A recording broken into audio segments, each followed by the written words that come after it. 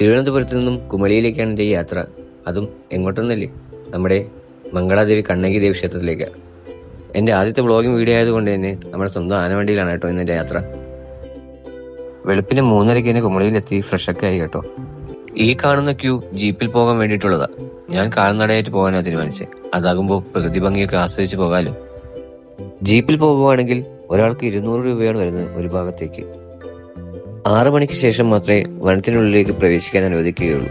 അതിപ്പോൾ നമ്മൾ ജീപ്പിൽ പോകുവാണെങ്കിലും നടന്നു പോകുവാണെങ്കിലും. കൃത്യം 6 മണിക്ക് തന്നെ ചെക്ക് പോസ്റ്റ് തുറന്നു. ഞങ്ങളെല്ലാം ഉള്ളിലേക്ക് കയറി. ഈ ജീപ്പ് പോകുന്നതാണ് നല്ല ഭംഗിയൊക്കെ ഉണ്ടെങ്കിലും ഒന്ന് പേടിച്ചു വേണം കേട്ടോ മുന്നോട്ട് പോകാൻ. ഒരുപാട് ആളുകൾ ജീപ്പിന് വേണ്ടി ക്യൂ നിൽക്കുന്നതുകൊണ്ട് തന്നെ അവർ വേഗം എല്ലാവരും എത്തിക്കാൻ വേണ്ടിയിട്ടാണ് ഈ പായുന്നത്. പ്ലാസ്റ്റിക് ഒന്നും അകത്തേക്ക് പ്രവേശനമില്ല കേട്ടോ. ദേഹപരിശോധനയ്ക്ക് ശേഷം ഞാൻ അകത്ത് കയറി. അങ്ങനെ ക്ഷേത്രത്തിലേക്കുള്ള യാത്ര ഇവിടെ നിന്ന് തുടങ്ങുകയാണ്. വർഷത്തിൽ ഒരിക്കൽ മാത്രമേ ഫോറസ്റ്റ് ഡിപ്പാർട്ട്മെന്റിന്റെ അനുവാദത്തോടു കൂടി ഈ വനപാതയിലൂടെ യാത്ര ചെയ്യാൻ എല്ലാവർക്കും കഴിയുകയുള്ളൂ. അതെന്താണെന്നുള്ളത് അങ്ങോട്ടുള്ള വീഡിയോയിൽ ഞാൻ പറയുന്നതാണ്. കുമളിയിൽ നിന്ന് ഏകദേശം 14 കിലോമീറ്റർ ഉണ്ട് യാത്ര. നടന്നു പോകാൻ ബുദ്ധിമുട്ടുള്ളവരാണെങ്കിൽ ജീപ്പ് സഫാരി തന്നെ പ്രയോജനപ്പെടുത്തുക.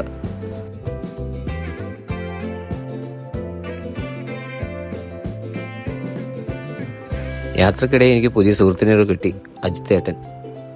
അതുകൊണ്ട് തന്നെ യാത്ര കുറച്ചും കൂടെ എൻജോയ് ചെയ്ത് പോകാൻ പറ്റി.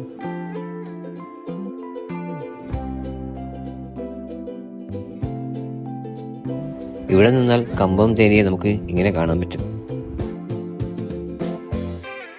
അങ്ങനെ 3 മണിക്കൂറിന്റെ ട്രക്കിങ്ങിന് ശേഷം ക്ഷേത്രത്തിലെത്തി. മംഗളാദേവി കണ്ണകി ക്ഷേത്രം 1000-ലേറെ വർഷം പഴക്കമുള്ള ക്ഷേത്രമാണിത്. കരിങ്കല്ലിൽ നിർമ്മിച്ച 4 ക്ഷേത്രമുണ്ടെങ്കിലും 2 എണ്ണത്തിൽ മാത്രമാണ് ഇവിടെ പൂജ. ക്ഷേത്രം 2 എണ്ണം എന്നുള്ളതുപോലെ തന്നെ ഇവിടുത്തെ പൂജയും 2 ശൈലിയിലാണ് ചെയ്യുന്നത്. കാരണം ഈ ക്ഷേത്രം സ്ഥിതി ചെയ്യുന്നത് കേരള-തമിഴ്നാട് ബോർഡറിലാണ്. അതുകൊണ്ട് തന്നെ ഒരു ക്ഷേത്രം കേരളത്തിലും മറ്റൊന്ന് തമിഴ്നാട്ടിലുമാണ്. പെരിയാർ ടൈഗർ റിസർവ് ഫോറസ്റ്റിന്റെ അണ്ടറിൽ സ്ഥിതി ചെയ്യുന്നത് കൊണ്ട് തന്നെ ഇവിടുത്തെ പ്രവേശനം എല്ലാ വർഷവും ചിത്ര പൗർണമി ദിവസം മാത്രമാണ്.